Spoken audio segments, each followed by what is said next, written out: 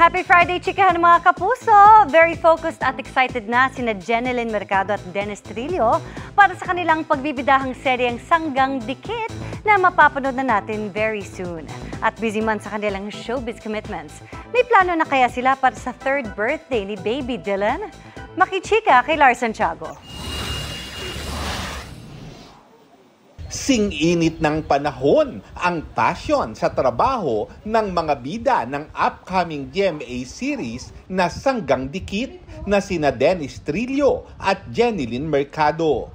Tila hindi nila alintana ang alinsangan sa set at focus lang sa kanilang taping.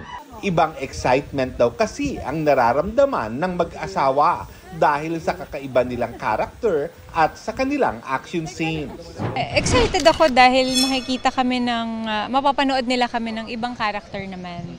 Hindi naman drama, hindi naman heavy drama, hindi naman comedy, pero medyo action. Exciting dahil first time na magkakasama ulit after ilang years. Nung umpisa, syempre medyo naninibago, lalo na po si Jen dahil first time niya talagang magkaroon ng mga ganong eksena sa teleserye. Lalo na role na dito talagang magaling makipagbakbakan.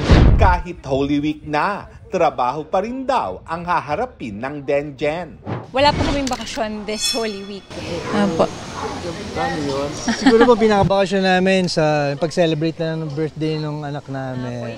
Sa April 25, ipagdiriwang ng anak ni Jenilyn at Dennis na si Dylan ang kanyang third birthday. Mag-out of town lang po kami. Beach po kami. Beach, po.